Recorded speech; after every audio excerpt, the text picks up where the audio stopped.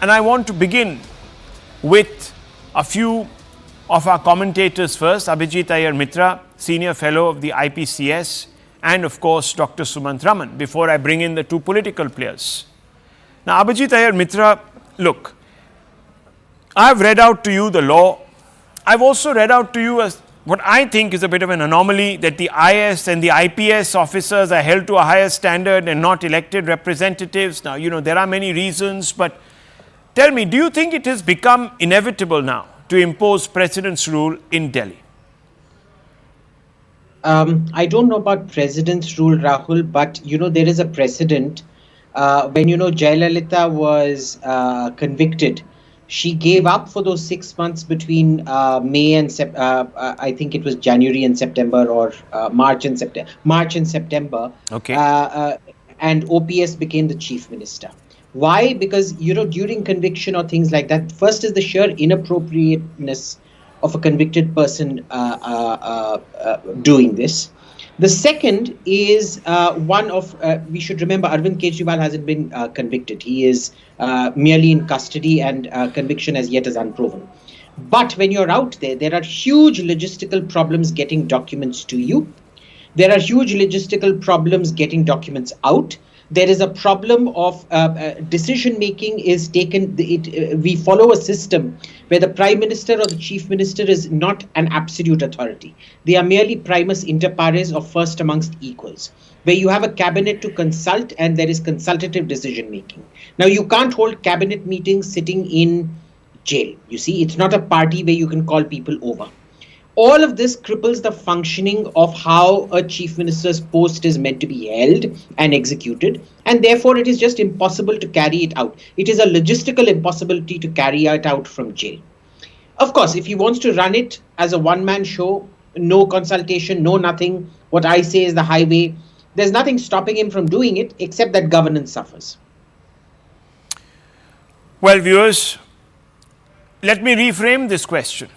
The ball, if you have heard Mr. Iyer, therefore lies in Kejriwal's court. He can easily, in fact, give up the chief minister's post and thereby, in a sense, save his own government. Because then the eventuality of the LG writing to the president and pointing to Article 239AB, Clause B, will not even arise. And there is precedent. Of course, Mr. Abhijit Iyer Mitra has pointed to one instance, but recently the Supreme Court in DMK minister's case, Senthil Balaji, said that he must give up his post. So, Dr. Sumant C. Raman, why is Mr. Kejriwal brazening it out? And is it, I'm just asking you, sir, is it even today practical to brazen it out? You can't even use telephones, let alone meet people in jail. You can't sign documents. This is going to be a sham chief minister sort of running the government. And who knows what decisions are being taken, who's actually taking them, what interests are being furthered. Has he lost the moral authority, let alone anything else? Rahul, I think that, the BJP must, BJP government at the center must dismiss Arvind Kejriwal and impose president's rule. Already, I would very strongly welcome that, because already his arrest has created a surge of support and sympathy that this clearly appears to be a politically motivated case. So I think dismissing him would certainly be a matter which I think would take this further and make him a martyr. I'm not very sure whether Arvind Kejriwal deserves to be a martyr in this circumstance, but the point really is, as Mrs. Kejriwal said today, this is a money laundering case without the money trail. At least there is no money which has been, which has reached the ED, has said that they have identified in these kind of places. Most of it is on hearsay of approvers who say, I gave 100 crores, I gave 50 crores, I gave 20 crores, and so on. So I think that it would be good for Aam Aadmi Party, it would be good for Kejriwal, and I think that if he continues to remain in jail until for the duration of the elections, and also for the India alliance as a whole, because after the electoral bonds, this comes as a big boost in the arm for the India alliance, and this is a self goal of sorts. Nothing prevented the BJP, which had waited, government which had waited so long.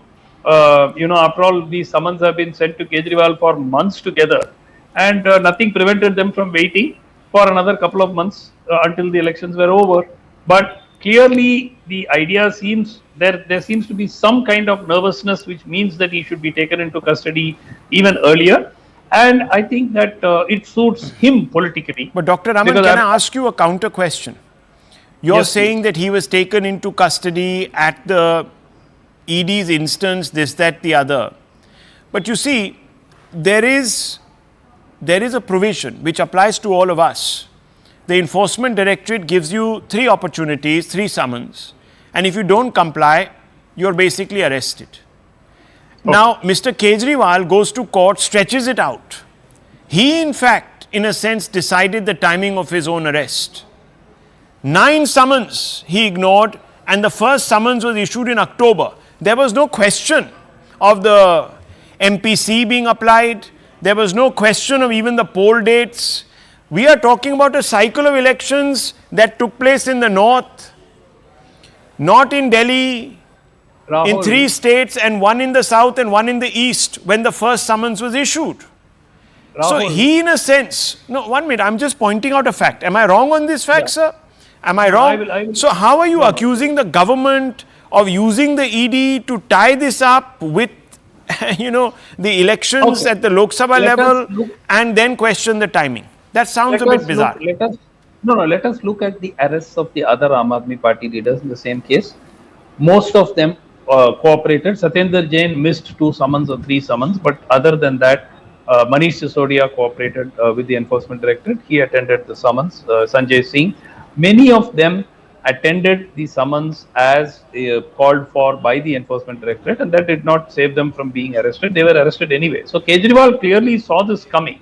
And he saw this coming and stretched it out, just like the Chief Minister of Jharkhand. He also stretched it out. Yeah. I think there were 11 summons in his case that he dodged. I'm not sure of the number, but I think Rahul. I feel that politically, Mr. Kejriwal has done very well.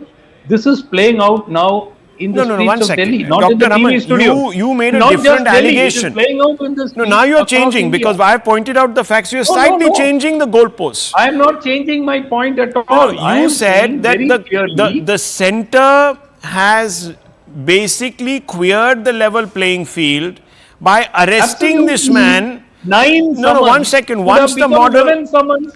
No, but he went to court. Enforced after the election. No, it why? should have been enforced. Why? Should we not have the best and the cleanest candidate being standing for elections? And shouldn't the people have a right to know who that candidate is? Yes, Abhijit Iyer Mitra. The trial start. No problem. They can have. I am saying the same thing as you, Rahul. Arrest Mr. Kejriwal, dismiss his government, do all of it. Let's see how it plays out. Why not? Well, have you seen any popular support for Mr. Kejriwal on the streets, viewers? Have you seen any massive outpouring of emotion, people showing up?